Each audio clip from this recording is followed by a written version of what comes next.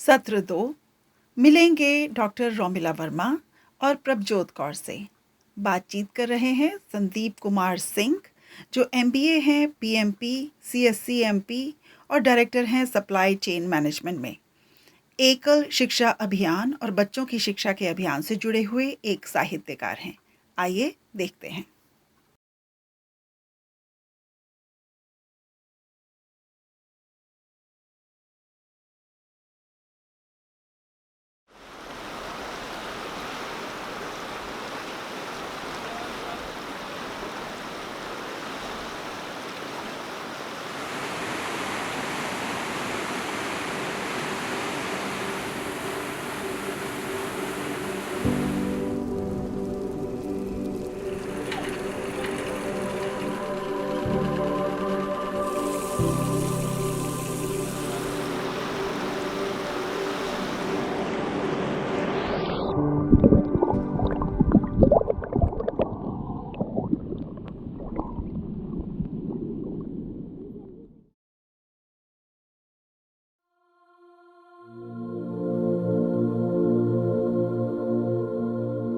Punjab, in northern India, the land of 5 rivers, a vital part of one of the world's oldest civilizations, the Indus Valley. Birthplace of the Sikh religion 550 years ago. It has witnessed many of India's great accomplishments. Most notable, the modern-day Green Revolution. Today, the state is facing a severe water crisis. The manifestations of which are depleted and polluted water bodies and life-altering impacts on the people that depend on them.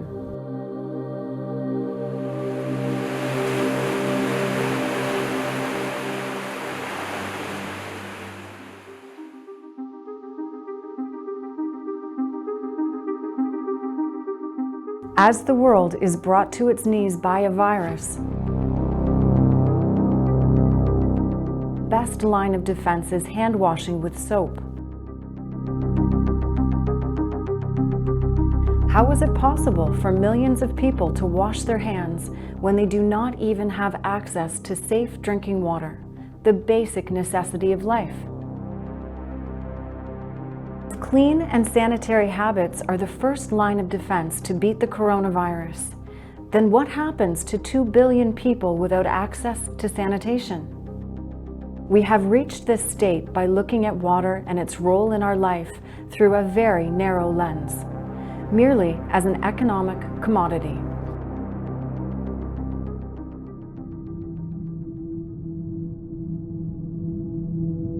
First thing is that we are so disconnected from the spirituality and philosophy, the ethical aspect of water, which is actually quite a paradox.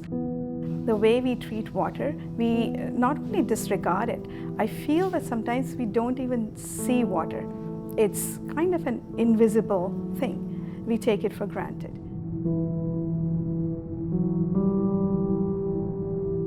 This disconnect is actually very disheartening because unless we see water as a living entity, unless we see water as a spiritual connector, we are not going to solve the problem of water.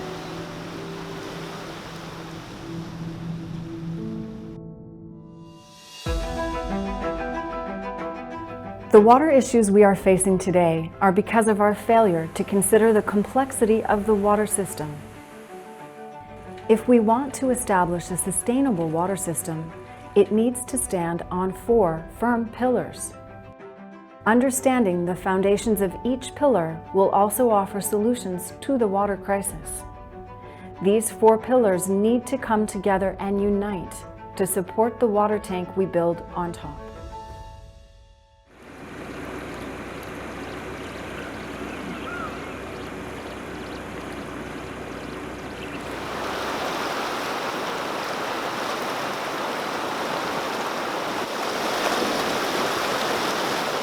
In Greek myth, there is a Gaia hypothesis, Gaia hypothesis. हाँ, the goddess of the planet, जिसे हमने धरती वो कहते हैं। The 2/3 part of our planet is water and 2/3 part of our body is water. तो something is connected, यानी उस कनेक्टिविटी के बारे में सेंसिटिवाइज करना। हमारे जो बुजुर्ग हैं, जो साढ़े बड़े बडेरे बुजुर्ग ने, हमारे एल्डर्स हैं, उन्होंने पानी को एक देवता कहा, वरुण देव। इसको ख्वाजा पीर मानते हैं, ख्वाजा पीर। जो भी हमारे पंजाब हरियाणा के सब इसको ख्वाजा पीर मानते हैं। ये नहीं कि हम उसकी कोई पूजा पाठ करनी, को घंटियाँ बजानी है। That is not spirituality. Spirituality means basically sensitivity, कि you are not reducing the things to just a commercial use, you are not just reducing it to the utilitarian aspect, you are having respect, love, regard for that. पुराने मंदिरों के architect में जो उनका temples का architecture है, उनमें 5 elements अगर एक भी मिसिंग है तो वो टेम्पल का आर्किटेक्चर नहीं है। उसमें sky is open thing as the havan kund है, इसमें you have to fire element and the sarovara. और वही बात जो हमारे जो सिख गुरुद्वारा, जो सिख आर्किटेक्चर है, कि वाटर है ना, उसकी तरलता है ना, उसकी फ्लूइडिटी है ना, अडेप्टेबिलिटी है ना, और लाइफ के साथ डायरेक्ट उसका जो कनेक्शन है। और इसी तरीके से क्रिश्चियनिटी, उनका जैसे बैप्टिज्म और दूसरी सारी चीज़ें, मतलब मल धोने का, मैल धोने का, चाहे वो आपकी बॉडी की है चाहे आपके मन की है। गुरु बाबा नानक तो सब जानते ही हैं, बलिहारी कुदरत वस्या, पौन गुरु, वो सारी बातें सब जानते हैं। लेकिन हमारी बात वही हो गई है कि भाई गली असी चंगियां ते बिहारी बड़ी। हमारी प्रॉब्लम ये नहीं है कि हमारे पास ज्ञान कम है, मुझे लगता है ये, मुझे लगता है कि हम हिपोक्रेट, हम जानते हैं जीते नहीं।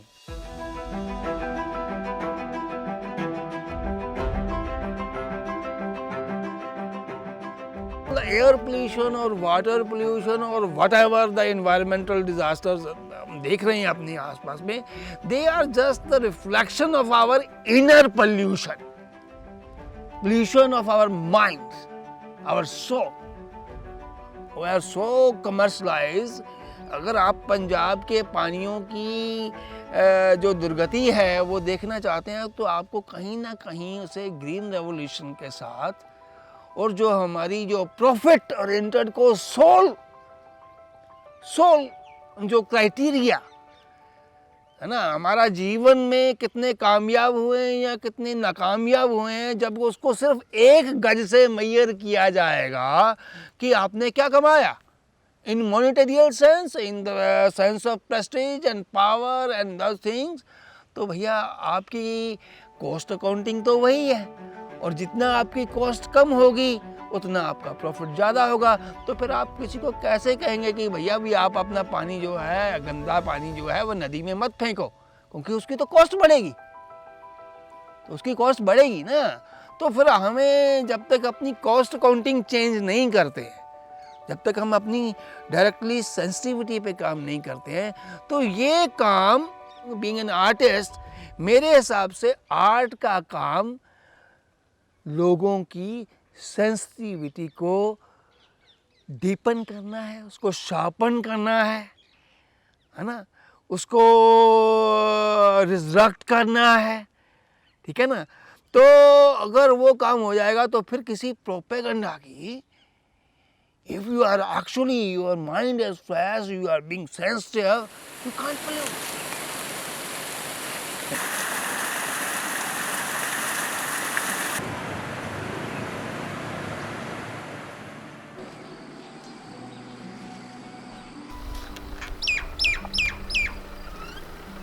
हिमाचल एक देवभूमि है, अच्छा है।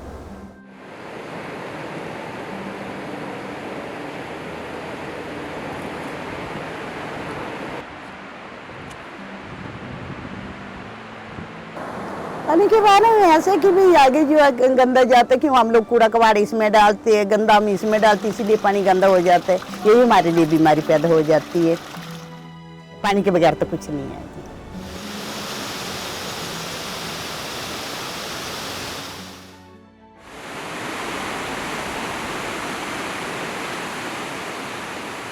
In order to address any crisis or any issues, we have to understand the science behind it.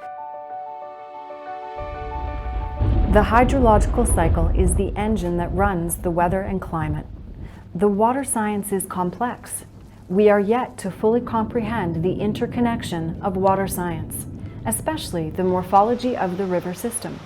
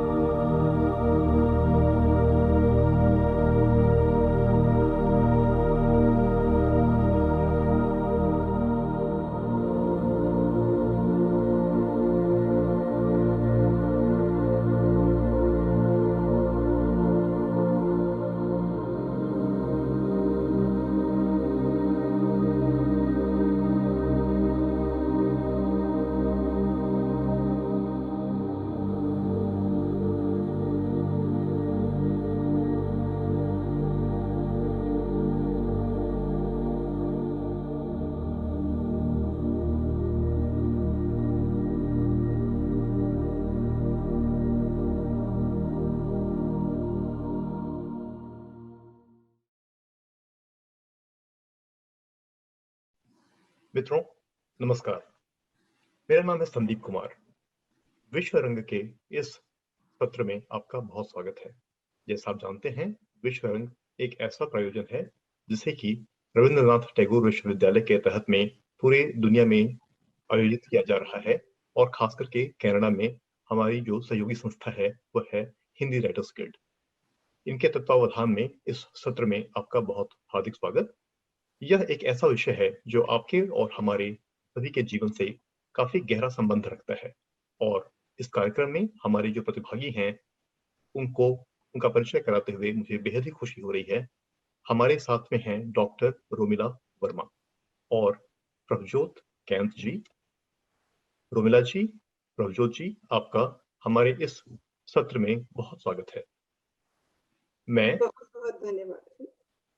मैं रोमिला जी से के परिचय के साथ में शुरुआत करना चाहूंगा। रोमिला जी एक शिक्षिका, शोधकर्ता, वक्ता और डॉक्यूमेंट्री फिल्म निर्माता हैं। साथ ही वातावरण संबंधी और खासकर पानी के विषय में यूनिवर्सिटी ऑफ टोरंटो के भूगोल और वातावरण के विभाग में पढ़ाती भी हैं। वह वाटर स्पीक्स नाम की संस्था की संस्थापिका हैं और साथ ही बच्चों को विज्ञान और तकनीकी विषयों पर पढ़ाती भी हैं। भारत में आधी आबादी समाज की तरफ से उन्हें शिक्षण, शोध और वातावरण संबंधी समाधानों के लिए उनके 20 से अधिक वर्षों के योगदान के लिए सम्मान से नवाजा गया है। वह काम के अतिरिक्त कलाओं में भी काफी दिलचस्पी रखती हैं और एक अव्वल दर्जे की पेंटर भी हैं। रोमिला जी, आपका बहुत स्वागत। नमस्कार संदीप जी, बहुत बहुत धन्यवाद कि आपने हम लोग को ये मंच दिया इतने इम्पोर्टेंट विषय में बात करने के लिए। तो सबसे पहले तो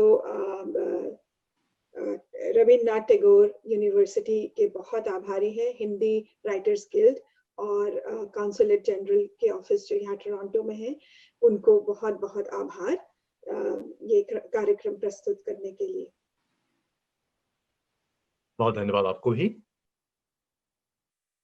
और हमारी दूसरी मेहमान हैं प्रभजोत कौर जी।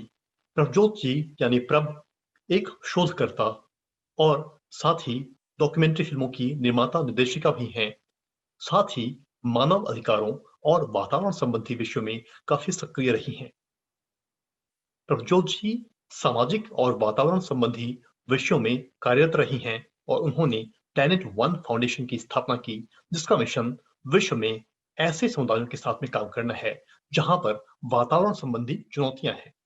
उन्होंने भारत में स्वास्थ्य और शिक्षा संबंधी विषयों पर काफी योगदान किया है और उन्हें कई सम्मान जैसे लेफ्टिनेंट गवर्नर के वॉलंटियर अवार्ड, कनाडा 150 अवार्ड इत्यादि से सम्मानित किया जा चुका है। प्रभ जी, आपका बहुत स्वागत। आपका बहुत बहुत धन्यवाद। आपका और हिंदी राइटर्स गिल्ड और टोरंटो जर्नल ऑफिस जो टोरंटो में है उनका धन्यवाद, और टैगोर यूनिवर्सिटी का धन्यवाद जिन्होंने ये इतना इम्पोर्टेंट प्लेटफॉर्म हमें दिया जहाँ पर हम पानी के विषय में और उस इम्पोर्टेंट विषय में हम बात कर सके जिससे हम सभी प्रभावित होते हैं, और वो है पानी। जल है तो जीवन है। बिल्कुल सही आपने कहा, बिन पानी सब सून, यह हमारे साहित्य में काफी पहले से कहा गया है और माना गया है। पूरे जीवन में पानी का अत्यंत ही महत्वपूर्ण योगदान रहा है। तो इस वृत्त चित्र को मैंने जब देखा तो यह पूरे दिल तक छू गया। लेकिन इसके विषय में आप थोड़ी अपनी जो यात्रा रही उसके बारे में कुछ और बता सकती हैं क्या? रोमिला जी, मैं आपसे शुरुआत करना चाहूंगा और उसके बाद प्रभजोत जी आप भी अपने परिप्रेक्ष्य से थोड़ी इस विषय में जानकारी दें। जरूर, बहुत बहुत ही बढ़िया प्रश्न है ये संदीप जी। लेकिन उससे पहले आपको हम ये वृत्त चित्र के बारे में कुछ बताएं, डॉक्यूमेंट्री के बारे में बताएं। कुछ जो हमारे वैज्ञानिकों ने शोध किया है उसके बारे में हम कुछ आपको दिखाना चाहते हैं। तो अगर हमारे पृथ्वी को ब्लू प्लैनेट कहा जाता है कि यहाँ पर पानी की वजह से यहाँ पर हमारी लाइफ है, जिंदगी बनी है, क्योंकि यहाँ हमारे प्लैनेट में पानी है। तो सबसे पहले तो ये दिखाना चाहते हैं हमारे दर्शकों को कितना पानी है हमारे पास।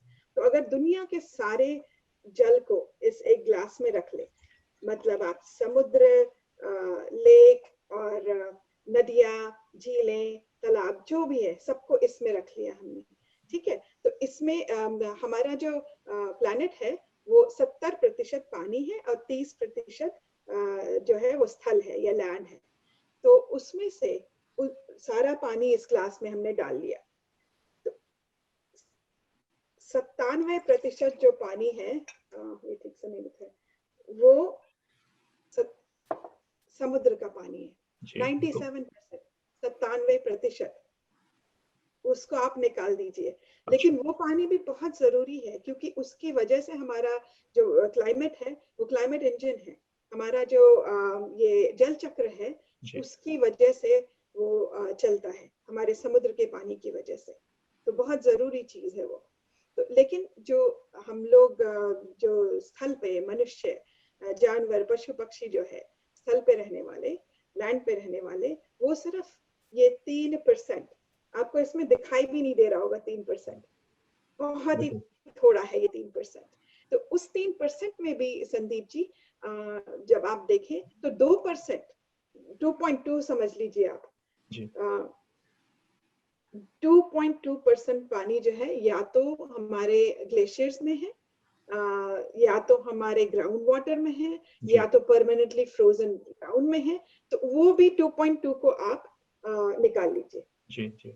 एक बूंद बचा हमारे पास, जो नदियां तालाब में है वो आपको दिखाई भी नहीं दे रहा होगा।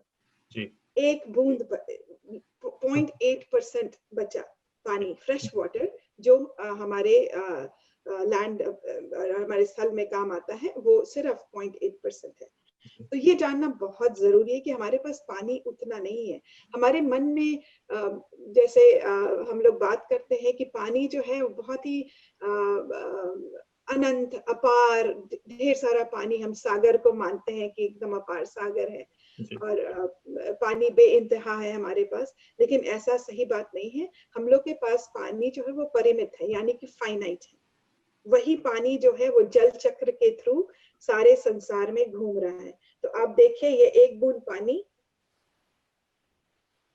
खत्म, कितने जल्दी खत्म हो जाता है। और वही उसी स्थिति में हम लोग आजकल है कि वो पानी जो है बहुत, हम लोग के डिमांड बहुत बढ़ गई, मांगे बहुत है कि हमें इतना चाहिए, लेकिन आपूर्ति या सप्लाई जो है वो बहुत ही लिमिटेड है, नहीं है हमारे पास।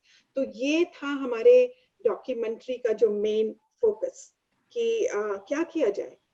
तो उसकी वजह से हम लोगों ने ये डॉक्यूमेंट्री बनाई। ये हमारी जो है यात्रा की जो प्रभ जी के साथ हमारा जो साथ रहा, वो इस डॉक्यूमेंट्री के थ्रू हम लोगों की पहचान हुई। चलिए, ये तो आपने इतनी बड़ी जानकारी दी, इसके विषय में तो कभी ऐसे इस परिप्रेक्ष्य से सोचा ही नहीं। हमने तो हमेशा यही सोचा कि जो पानी है वो काफ़ी प्रचुर मात्रा में है। लेकिन आपने एक बहुत ही बढ़िया और सटीक जानकारी हमें प्रदान की। तो प्रभजोत जी, ये इस महत्वपूर्ण विषय में डॉक्टर रोमिला जी के साथ में आपका जुड़ाव कैसे हुआ? मेरा पानी को लेकर ही हुआ। आई थिंक 2016 में जब मैं पहली बार इंडिया गई, पंजाब गई, और जब ये सुना कि पंजाब में कैंसर ट्रेन चल रही है या वहाँ पे पानी को लेके बहुत ज़्यादा समस्या चल रही है, तो अपनी पहली स्टडी कंप्लीट करने के बाद, वहाँ पे एक प्रिलिमिनरी स्टडी कंप्लीट करने के बाद मैं डॉक्टर रोमिला से मिली और उनको एक पूरा केस बताया कि किस तरीके से वहाँ पानी की समस्या आ रही है, बच्चे वहाँ पे बीमार हैं, तो हम क्या कर सकते हैं। तो उसके बाद एक छोटी सी डॉक्यूमेंट्री भी हम लोगों ने शूट की। फिर उसके बाद हम लोग लगातार साल बाय साल हर साल हम जाते हैं और ये कोशिश करते हैं कि फाइंड आउट कर सकें या ढूंढ सकें उन कारणों को जिसके कारण पानी खराब हो रहा है, या हम वहाँ पे और क्या कर सकते हैं। तो ये जो वाटर बी डैम डॉक्यूमेंट्री है, ये दर्शा रही है कि समस्या कहाँ पर है, कैसे शुरू हुई और हम इसको कैसे ठीक कर सकते हैं, कैसे इसको जो समस्या इस टाइम पंजाब की है, वो मुझे लगता है कि सिर्फ पंजाब की नहीं है, अक्रॉस द ग्लोब पूरे धरती पे ऐसी समस्या आ रही है। तो इस समस्या को से हम कैसे फिक्स कर सकते हैं, कैसे इससे हम बाहर निकल सकते हैं, ये डॉक्यूमेंट्री वाटर बी डैम्ड बता रही है। बहुत अच्छी बात है। दोस्तों, मैं आपको यह बताना चाहूँगा कि जिस डॉक्यूमेंट्री की बात हो रही है, वाटर बी डैम्ड, इसे काफ़ी सराहा गया है और बहुत सारे जो इंटरनेशनल फ़िल्म फेस्टिवल होते हैं, उनमें भी इसे स्थान मिला है। ख़ास करके मैं नाम लेना चाहूँगा मॉन्ट्रियल फ़िल्म फेस्टिवल का, जो कि कनाडा में ही नहीं, पूरे दुनिया में एक बड़ा नाम है फ़िल्म फेस्टिवल्स के बीच में, और वहाँ पर भी इस फ़िल्म को स्थान मिला है, जो कि हमारे हमारे लिए और आपके लिए काफ़ी गर्व की बात है। तो रोमिला जी और प्रभजोत जी, इसके लिए मैं आपको बहुत बधाई देना चाहूँगा। तो आगे मैं आपसे यह जानना चाहूँगा रोमिला जी कि इस कार्यक्रम में, इस फ़िल्म में आपने 4 स्तंभों के बारे में चर्चा की है, पानी के बारे में। तो वो 4 स्तंभ क्या हैं और उन्हें इस तरीके से देखना हमारे लिए क्यों महत्वपूर्ण है? हाँ, संदीप जी, ये जो वाटर बी डैम डॉक्यूमेंट्री है, एक तो जैसे हमने बताया कि पानी के विषय में जो प्रॉब्लम्स हो रहे हैं उसके बारे में था, लेकिन हम लोग सिर्फ प्रॉब्लम्स नहीं दिखाना चाह रहे थे, हम लोग ये भी दिखाना चाह रहे थे कि क्यों हुआ ये प्रॉब्लम और क्या कर सकते हैं। तो जो प्रॉब्लम था वो सोल्यूशन बन गया। तो प्रॉब्लम इसलिए हुआ कि कोई भी आप रिसोर्स या कोई भी एलिमेंट्स से आप डील करते हैं, या तो फॉरेस्ट, एग्रीकल्चर, सामाजिक, पॉलिटिकल, कुछ भी ले लीजिए, तो वो कुछ स्तंभों पे खड़े रहते हैं। और उस वो जो फाउंडेशन है वो होना बहुत जरूरी है किसी भी चीज के लिए। आए तो आप उसको सामाजिक फाउंडेशन बोल लीजिए। तो स्पेसिफिकली अगर हम पानी को देखते हैं तो हम लोगों ने आइडेंटिफाई किया कि ये 4 स्तंभ पे खड़े हैं। तो अगर उसमें से एक स्तंभ नहीं है, एक पिलर नहीं है, या आधा है, या थोड़ा छोटा है, तो आप सोचिए अगर वो बराबर नहीं है, उसके ऊपर आप एक बड़ी सी पानी की टंकी रखना चाहते हैं जिसमें कि उनके पिलर्स बराबर नहीं है, तो वो टंकी तो गिर ही जाएगी, बिल्कुल, बिल्कुल नहीं रह सकती है। तो वो 4 स्तंभ जो है वो हमने जो आइडेंटिफाई किया है, पहला है spirituality and philosophy of water. मतलब कि हमारा जो रुझान है, हमारा जो कनेक्शन है पानी से, वो बहुत ही आध्यात्मिक है, बहुत ज्यादा।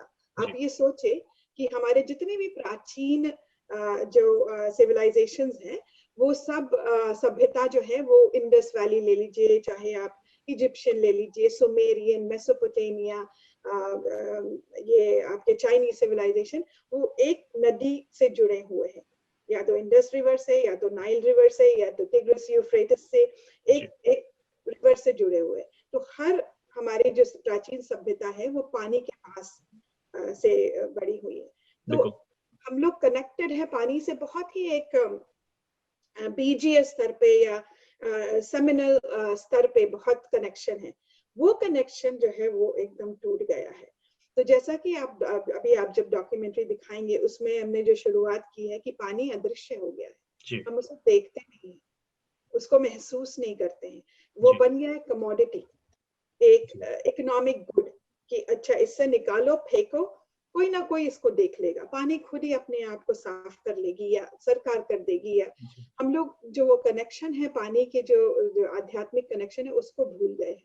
तो उसकी वजह से, वो पिलर की वजह से, जो कि वो अब नहीं है मौजूद, कितनी बातें हो सकती हैं। मतलब कि इक्विटी की बात है कि समझ लीजिए 9.2% ऑफ वर्ल्ड्स पॉपुलेशन के पास सेफ ड्रिंकिंग वाटर नहीं है, हमारे पास एक्सेस नहीं है इतने लोगों के पास, और करीब बिलियन लोगों के पास सैनिटेशन का एक्सेस नहीं है, तो लेट्रीन्स बाथरूम्स वो नहीं है, ओपन डेफिकेशन होता है, तो उससे कितनी गंदगी बढ़ती है, बीमारियां बढ़ती हैं।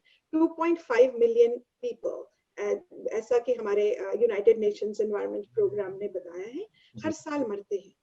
तो अगर हम उस पानी को स्पिरिचुअल और फिलोसफिकल कॉन्टेक्स्ट में देखते हैं तो ये इक्विटी का बात जो है वो आ जाता है कि क्यों, एथिकल एस्पेक्ट ऑफ वाटर, वो चीज आ जाता है उस स्तंभ में। फिर आगे बढ़िए तो दूसरा स्तंभ है विज्ञान और तकनीक, यानी कि साइंस एंड टेक्नोलॉजी, बहुत बड़ा। अगर हम लोग साइंस नहीं समझते, विज्ञान नहीं समझते, पानी के पीछे क्या वैज्ञानिक तथ्य है, तो उसको हम कैसे फिर मैनेज कर सकते हैं। सही बात है, वो एक बहुत जरूरी बात है।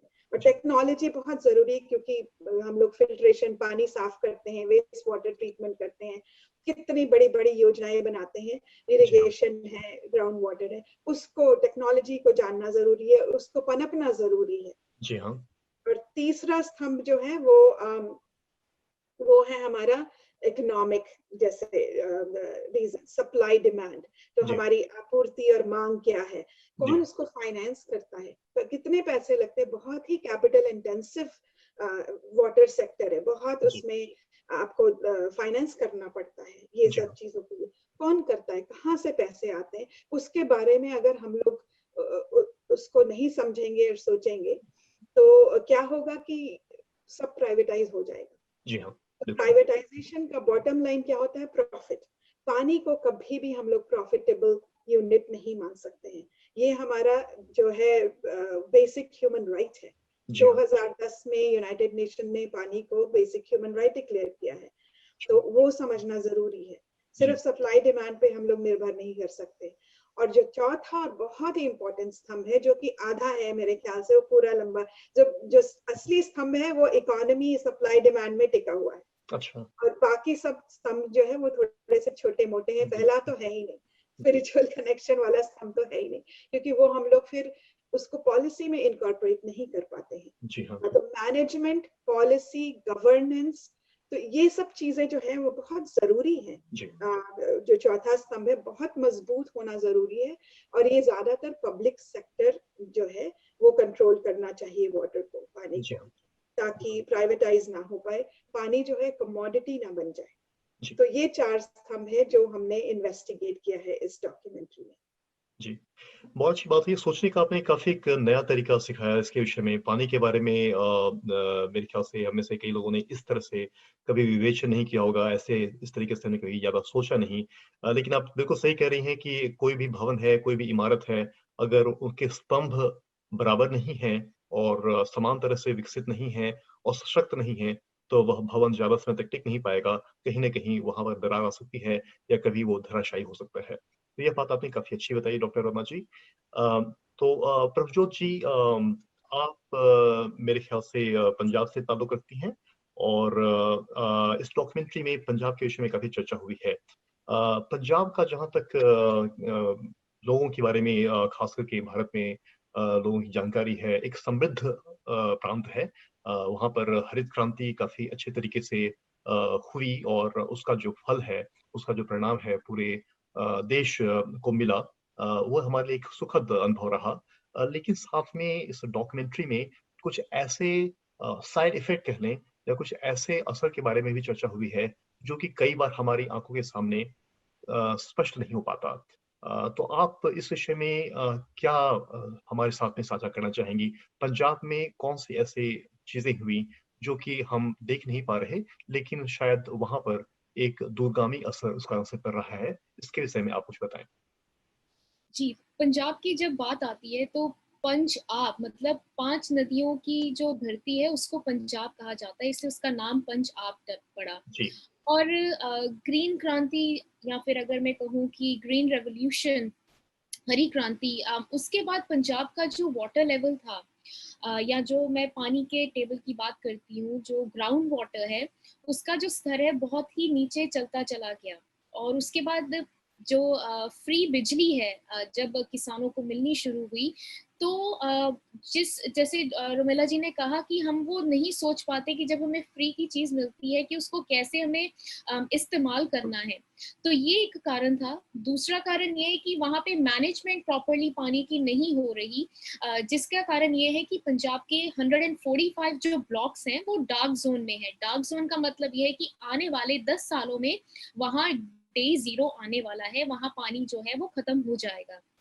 अभी जो पंजाब के हालात हैं वो ये है कि हम फॉसिलाइज्ड वाटर जो है वो यूज कर रहे हैं, मतलब जिसको कई वर्ष लग गए पानी को जमा होते होते उस ग्राउंड लेवल पे, उस जमीन में, पर अब वो जो पानी का लेवल है क्योंकि उसको इरिगेशन के लिए यूज किया गया, और इरिगेशन के साथ साथ जितने भी पेस्टिसाइड स्प्रे हुए या जितने भी ऐसे चीजें जो नहीं इस्तेमाल होनी चाहिए थी, और पंजाब में फील्ड सर्वे करते करते ये भी सामने आता है कि अगर एक किसान ने अपने जो क्रॉप है या जो अपने फील्ड पे अगर एक बैग पेस्टिसाइड का स्प्रे किया है, तो दूसरा जो है वो उससे 10 टाइम्स करेगा, क्योंकि उन्हें प्रोडक्टिविटी जो है वो ज्यादा चाहिए, क्योंकि हर बात जो ये खत्म होती है वो पैसों पर आकर खत्म होती है कि जितना ज्यादा हम प्रोड्यूस करेंगे उतने ही ज्यादा हमें पैसे मिलेंगे। और दूसरी चीज जो वहां पर नोटिस की वो ये कि लैक ऑफ अवेयरनेस वहां पर थोड़ी सी जो है वो कम लगी, जिसके कारण ये है कि लोगों को समझ नहीं आ रहा है कि पानी कितना इम्पोर्टेंट है। कई बार ये देखने को आता है कि हमारे घर का पानी है, आप हमें नहीं कह सकते कि आप अपना पानी बचा लो, पर वो जो दूरदृष्टि है जिससे लोग नहीं देख पा रहे हैं कि आपकी जो आपकी जनरेशन है, जो आपके बच्चे हैं, उनकी जनरेशन तो इफेक्टेड होगी ही, प्लस उनकी आने वाली पीढ़ी भी इस अगर इस समस्या का हल नहीं निकाला गया तो वो भी एक समस्या में आ सकती है। और पूरा जो जैसे रुमेला जी ने एक्सप्लेन किया वाटर टेबल के बारे में, तो ट्रीज जो हैं या प्लांट्स जो है एक ह्यूज रोल प्ले करते हैं, और पंजाब का फॉरेस्ट कवर 3.32% है, जबकि इकोलॉजी को सर्वाइव करने के लिए 33% चाहिए। तो आप देख सकते हैं कि किस तरीके से हमने अपने आप को नेचर से डिस्कनेक्ट कर दिया। पानी की बात हम सब करते हैं, और गुरबानी में भी लिखा है, हर एक स्पिरिचुअल, चाहे मैं किसी भी रिलीजन की बात करूं, हर एक ने पानी को एक बहुत ही इम्पोर्टेंट महत्व दिया है। पर उस चीज को जब हम नहीं देख पाते या स्पिरिचुअलिटी के साथ हम नहीं कनेक्ट हो पाते, तो जो सेंसिटिविटी है, जब जैसी हमारी डिस्कनेक्ट हुई तो वैसी सेंसिटिविटी हमारी नेचर से भी डिस्कनेक्ट हो गई। यही कारण है कि इस टाइम पंजाब जो है पानी प्रॉपरली वो मैनेज नहीं हो पा रहा है, और समस्या जो है वो बहुत ज्यादा फैल रही है। जी, प्रभजोत जी, आपने जो बातें बताई इसके बारे में जानकारी मुझे तो नहीं थी और शायद हमारे कुछ दर्शकों को भी शायद नहीं रही होगी।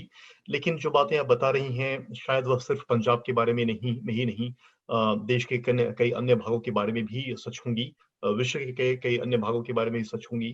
तो यह एक थोड़ी-सी भयावह स्थिति पैदा करती है, और मेरे हिसाब से बात यह नहीं है कि यह देख कर के हम डर जाएँ, हम पूरी तरह से घबरा करके पैनिक हो जाएँ।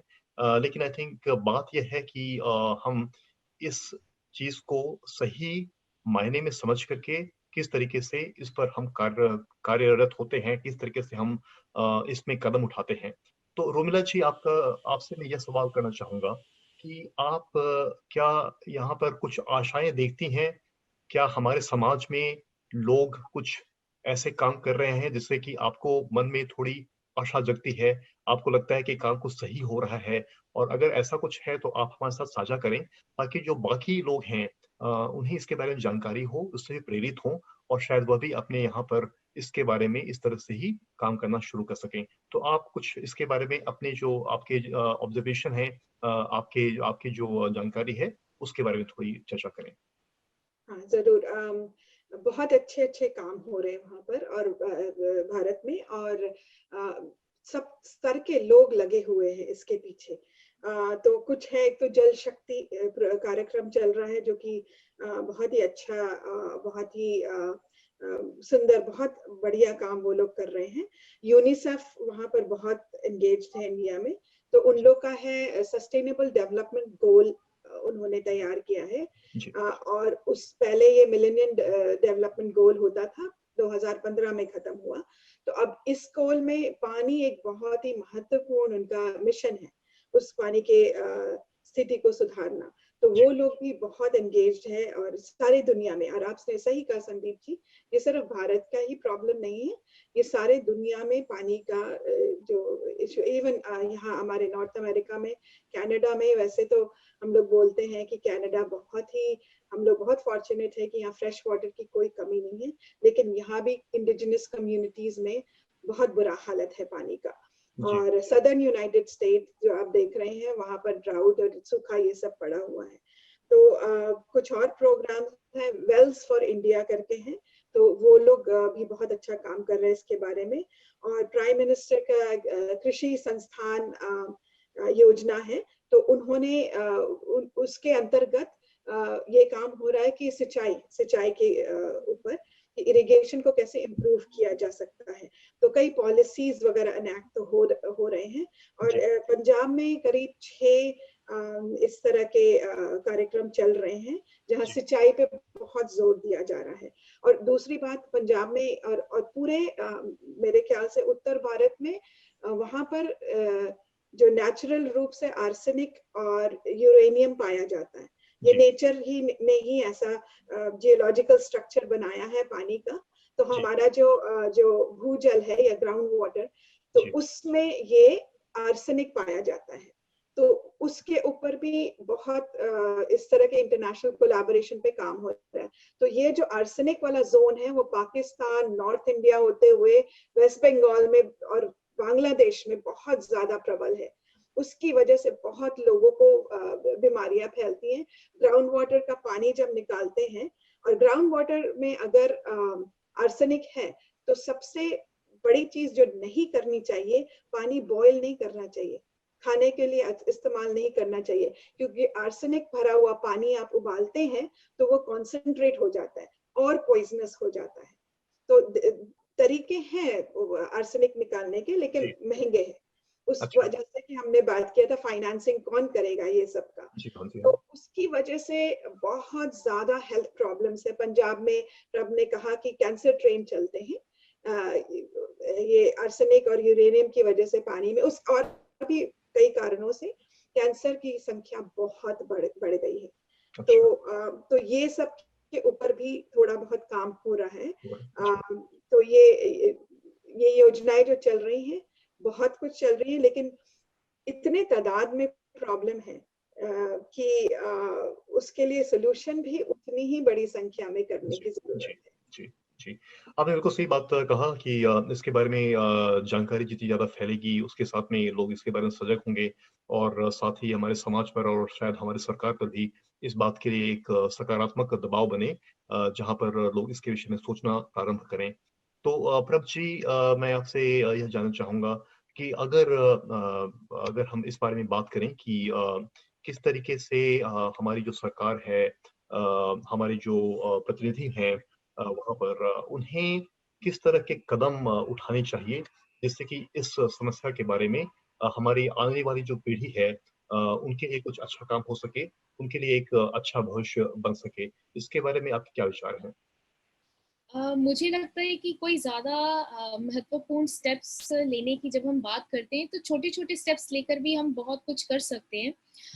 तो रिसेंटली 2009 में पंजाब सरकार ने Punjab preservation of subsoil water act introduce किया था, जिसके चलते जो पैडी कल्टीवेशन है वो मई जून पे लगाने के बाद, उसके बाद उन्होंने कहा था कि जब बारिश आती है तभी आप उसकी सिंचाई कीजिए, सो दैट कि जो ग्राउंड वाटर है वो आपको इस्तेमाल ना करना पड़े। तो ये एक अच्छा कदम है जिससे जो पानी है उसको बचाया जा सकता है। फिर अभी जो स्टबल बर्निंग है, उस पे भी उन्होंने काफी कोशिश की कि जितना भी वो एक्सेस वेस्ट होता है उसको ग्रीन तरीके से यूज करके, चाहे उसको बुक्स बनाने में इस्तेमाल हो जाए या कोई भी और ऐसी चीजें जो जिससे नेचर का नुकसान ना हो। तो ऐसा प्लांट लहरागागा में लगाया गया जो संगरूर में पड़ता है। तो ये भी एक अच्छा स्टेप था। अब उससे होगा ये कि अगर आप जब बर्न करते हो तो ऊपर की पूरी सॉइल जो है वो एकदम काली हो जाती है, जो अच्छे कीटाणु है जो हमें चाहिए जिससे खेती अच्छी हो सकती है वो नष्ट हो जाती है। और होता ये है कि फिर हमें और पेस्टिसाइड स्प्रे करना पड़ता है, जिसकी वजह से जो भी नुकसान हो रहा है, चाहे वो एनवायरनमेंट का नुकसान हो, चाहे वो लोगों की सेहत का नुकसान हो, वो चल रहा है। तो ऐसे छोटे छोटे स्टेप्स भी अगर कर दिए जाएं, प्लस अगर रेन वाटर हार्वेस्टिंग की हम बात करते हैं कि पानी जब आ रहा है जो नेचुरली आ रहा है, अगर हम उसको कैसे बचा के फिर से खेती के लिए इस्तेमाल कर लें, या फिर हमारा जो ट्रीटेड वाटर, जो सीवरेज वाटर है, उसको कैसे ट्रीट करके हम फिर से खेती के लिए इस्तेमाल कर लें। और हमारी डॉक्यूमेंट्री में भी एक बहुत ही अच्छा एग्जाम्पल था विलेज चक्कर का, जहाँ पे अंडरग्राउंड सीवरेज ट्रीटमेंट प्लांट लगाए गए, और जो वहाँ पे वेस्ट वाटर बचता है या जो गंदा पानी बचता है उसको फिर खेती के लिए उन्होंने इस्तेमाल करना शुरू कर दिया। तो पानी की बचत, पानी को वो बैंक करके रख रहे हैं, पानी को स्टोर करके रख रहे हैं। तो ऐसे छोटे छोटे स्टेप्स ही अगर लोगों को और प्रोत्साहन मिले, युवा पीढ़ी को और प्रोत्साहन मिले, तो मुझे लगता है कि ऐसे स्टेप्स जो हैं वो पानी को बचा सकते हैं, नॉट जस्ट इन पंजाब पर पूरे भारत में जहाँ जहाँ ये समस्या आ रही है, क्योंकि साउथ में भी ऐसी समस्या में कुछ दिनों पहले सुनने को मिली है। तो मुझे लगता है कि अगर हम ऐसे ही सारे एक दूसरे को मोटिवेट करके चलते रहे तो डेफिनेटली पानी बचाया जा सकता है, आज की जनरेशन के लिए भी और फ्यूचर जनरेशन के लिए। विज्ञान की बहुत सारी बातें हो गई, भूगोल के बारे में बातें हो गई, वातावरण के बारे में बातें हो गई। आप आपके जो व्यक्तित्व है उसके कई सारे अन्य पहलू हैं, और मेरे ख्याल से वो आपको इस समन्वय को स्थापित किए रहने में काफी मदद प्रदान करते हैं। और मुझे इस बारे में जानकारी है कि आप विज्ञान के अलावा कला में भी काफी रुचि रखती हैं। पेंटिंग के बारे में आपने बताया ही, और साथ ही हिंदी के विषय में आपका एक गहरा लगाव रहा है। तो आप इस विषय में थोड़ा बताएं, और आपकी एक अच्छी सी कविता सुनने का हमें काफी मन है, तो अगर आप उसे साझा करेंगी तो हम सभी काफी कृतज्ञ होंगे इसके लिए। संदीप जी, ये तो आपने बहुत असमंजस में डाल दिया, क्योंकि हाँ, मेरे बचपन से कविता लिखने का बहुत शौक था। मेरी पहली कविता प्रकाशित हुई थी जब हाई स्कूल में, जब हम 14 साल के थे तो वो प्रकाशित हुई थी मैगजीन में, और कुछ कविताएं लिखी भी। लेकिन जैसे जैसे एकेडमिक लाइफ में बढ़ते गए वो कविता का प्रभाव जरा सा कम होता गया, और वो जो है वो रुझान जो है वो academic journals, papers, international conferences के जो साइंटिफिक पेपर्स है उस चीज में बदल गया। तो शुरुआत तो मेरी हिंदी साहित्य में बहुत ज्यादा इंटरेस्ट था, और एक्चुअली हमने अपना अंडरग्रेड जो है इंडिया में मिरांडा हाउस से किया है। और मिरांडा हाउस सिर्फ एक वजह से हम जाना चाहते थे, वहाँ मन्नू भंडारी जी बहुत ही फेमस साहित्यकार है जो सबने सुना होगा, वो वहाँ पर पढ़ाती थी। तो इसीलिए हमने बोला कि बस और हमें कहीं नहीं जाना, मेरे को मिरांडा हाउस में ही जाना है। अच्छा। लेकिन मेरे पिताजी का ये था कि कुछ ज्योग्राफी या जियोलॉजिकल साइंस, मॉर्फोलॉजी वो भी चाहिए, वो भी लो तुम। तो उस समय तो जो उनका आदेश था वो तो मानना पड़ा। तो हिंदी भी लिया हमने, मन्नू भंडारी जी से पढ़ा भी, और उनको कभी बता नहीं पाए कि उनकी वजह से उनके मिरांडा हाउस में हमने एडमिशन लिया था। तो ये अच्छा रहेगा। लेकिन उनके साथ में पढ़े बैठ करके। और लेकिन उसी समय वहां पर स्कूल में सुंदरलाल बहुगुणा जी, उनका नाम अगर सुना हो तो उन्होंने चिपको मूवमेंट इंडिया में शुरू किया था। वो आए थे एक लेक्चर देने के लिए, और उनसे इतना ज्यादा प्रभावित हो गए थे, उस समय से था कि अब एनवायरनमेंट के फील्ड में जाना है। और वो वाटर ने फिर पानी ने अपनी तरफ खींच लिया, कुछ 2-4 रीजंस की वजह से पानी की तरफ आगे बढ़ गए। लेकिन कविता जो है वो लेटेस्ट मेरे पास कुछ भी नहीं है। जैसा हमने कहा कि हिंदी में कविताएं थोड़ी कम हो गई हैं, लेकिन अगर आप चाहे तो हम अपना वही कविता जो 14 साल में लिखा था वो साझा कर सकते हैं। और इसलिए कि जो उस समय जो हम सोचते थे, जिस तरह के का मेरा रुझान था, वो आज भी वही है। तो वो जब तो लगता है कि कुछ उसमें चेंज नहीं आया। जो फिलॉसफी उस समय था वो अभी भी है। तो वो कविता जो थी उसका नाम था समय चक्र। तो वो हम आपको पढ़ के बताते हैं।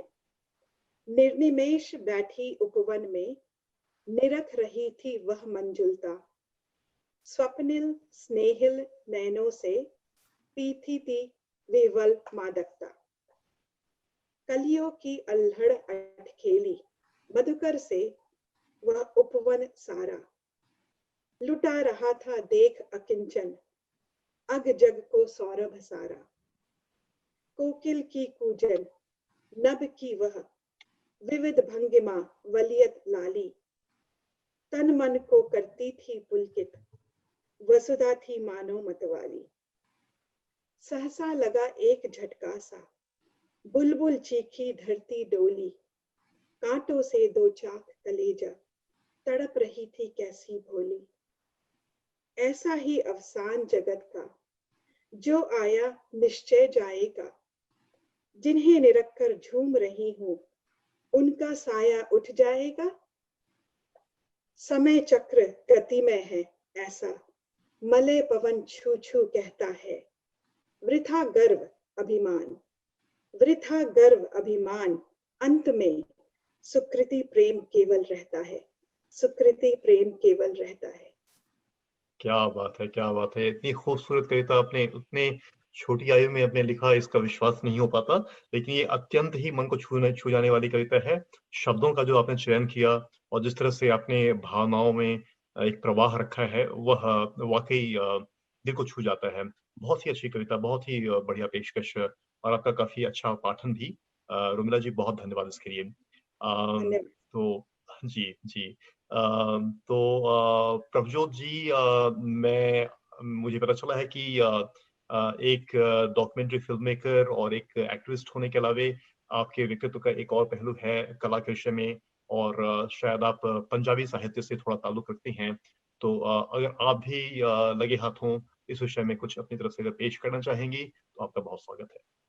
जी, ये कविता हमारी डॉक्यूमेंट्री जो हमने 2017 में बनाई थी, तो उसमें जगदीश पापड़ा जी की सहायता से ये पोएम लिखी गई। और इस पोएम का टाइटल है बॉटल वाटर।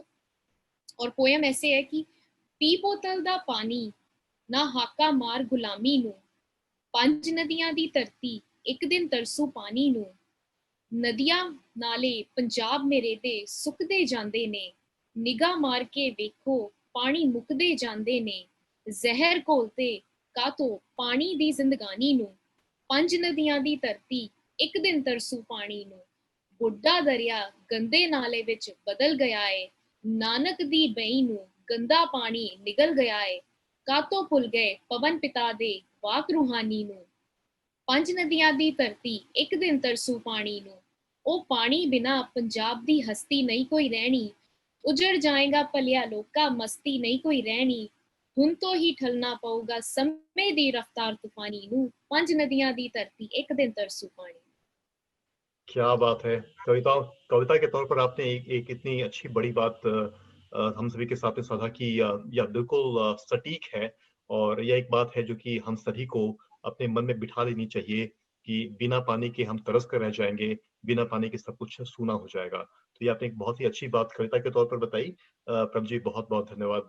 काफी सार्थक और बिल्कुल सामयिक कविता है, हमेशा के लिए, सभी के लिए। तो चूंकि यह जो मंच है, यहाँ पर बहुत सारे साहित्य प्रेमी हैं, विभिन्न भाषाओं के प्रेमी हैं, उसमें काम करते हैं, उसमें पढ़ते हैं। तो रोबिना जी, इस मंच से आपकी क्या अपेक्षा रहेगी?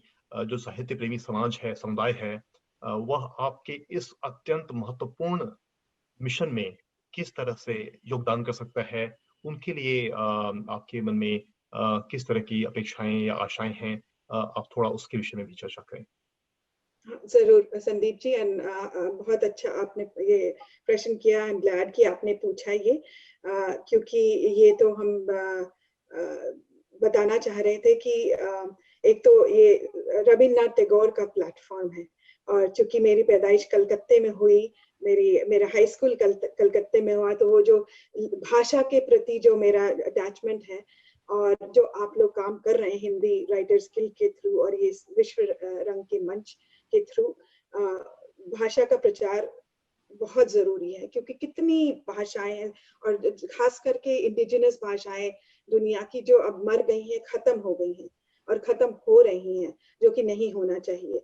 तो इसको हमेशा आप लोग सक्रिय रखिए और जो भी मेरे से भी बन पड़ेगा वो हम जरूर करेंगे।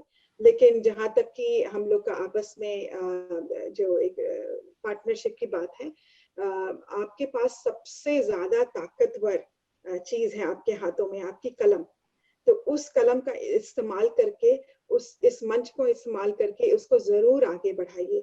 तो मेरी तो यही अपेक्षा है कि हम लोग कुछ लेक्चर सीरीज के थ्रू या आपसी बातचीत के थ्रू हम लोग कुछ ऐसा प्रोग्राम कर सकते हैं कनाडा और इंडिया के बीच में, जहाँ की हम दोनों देशों के आइडियाज एक्सचेंज कर सकते हैं आपस में। तो ये एक बहुत भारी चीज है। तो अपने कलम का इस्तेमाल करा जाए सब जगह, जिस भी भाषा में आप कर सकते हैं। और दूसरी बात यह है कि हमारी जो प्लेटफॉर्म है वाटर स्पीक्स, तो उसका है waterspeaks.org, बहुत ही सिंपल वेब पेज है। तो आप उस वेब पेज में जाइए और देखिए कि आप किस तरह से हम लोग की मदद कर सकते हैं। बहुत अच्छी बात आपने बताई रोमिला जी। और आपने सही कहा कि ये जो एक ऐसा कार्यक्रम है जिसमें कि हम सभी समाज में रहने वाले सभी लोगों का एक उसकी एक भूमिका है, और हमें इस बारे में बिल्कुल भी उदासीन नहीं होना है। इसके बारे में ज़्यादा से ज़्यादा जानकारी हमें हासिल करनी है और उसे फैलाना है। तो प्रभजोत जी, आखिर में मैं आपके पास में आऊँगा। आपके जैसे अन्य जो युवा लोग हैं और आने वाली जो हमारी पीढ़ी है, उनके लिए आपकी तरफ से क्या संदेश रहेगा?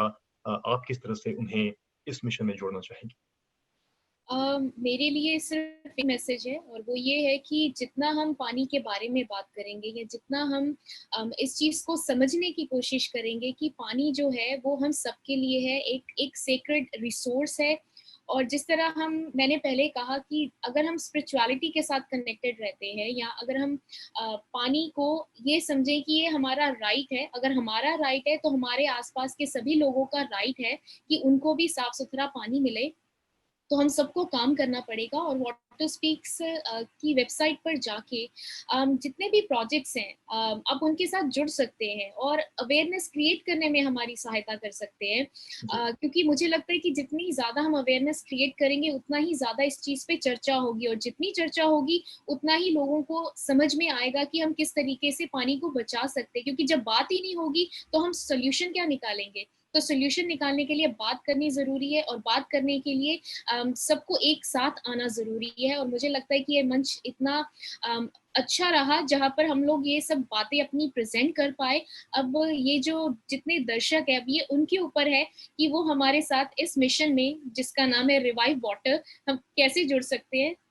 तो ये अब ये दर्शकों पर ही छोड़ते हैं। जी, बहुत ही बढ़िया और बहुत सटीक जानकारियाँ, बहुत सार्थक जानकारियाँ आपने हमें इस मंच पर प्रदान की रोमिला जी, प्रभजोत जी। ये हमारा जो विषय है विज्ञान से ज्ञान तक, इसके लिए इससे ज़्यादा बेहतर विषय मिल पाना मुश्किल था। ये एक ऐसा विषय है जो कि शाश्वत है और पूरे मानव समाज के भविष्य के लिए एक अत्यंत ही महत्वपूर्ण विषय है। तो इस बारे में आपने जितनी जानकारी साझा की, मुझे पूरी आशा है कि उससे सभी जो दर्शक हैं, सारा जो समाज है, इससे काफ़ी लाभान्वित होगा और इस महत्वपूर्ण विषय के बारे में सोचने के लिए विवश होगा और आपके मिशन में साथ देने के लिए, आपके साथ में जुड़ने के लिए स्वतः ही आगे बढ़कर आएगा। ऐसी मेरी पूरी आशा है, ऐसी मेरी पूरी कामना है। तो रोमिला जी, प्रभजोत जी, आपने इस विषय में इतना समय दिया, इतना समय आप हमेशा देती आ रही हैं, इस तरह से आप दोनों जुड़ी हुई हैं। इसके लिए हम अपने मन से और हमारे सारे श्रोताओं की तरफ से या दर्शकों की तरफ से आपका बहुत धन्यवाद करते हैं और कामना करते हैं कि आप इस तरह से अपने जज्बे को बनाए रखेंगे और आपके साथ में और भी समाज और भी समुदाय जुड़ता जाएगा। तो इस विषय में जानकारी देने के लिए, हमारे पास आने के लिए और विश्व रंग के इस मंच पर आपके साझेदारी के लिए मैं आपका बहुत-बहुत धन्यवाद देना चाहूँगा। इस विषय में हम और भी बातचीत करते रहेंगे। आपका बहुत धन्यवाद, बहुत शुक्रिया, और फिर से हम इस विषय में कभी और चर्चा करेंगे। धन्यवाद। बहुत बहुत धन्यवाद संदीप जी। नमस्कार। नमस्कार। नमस्कार।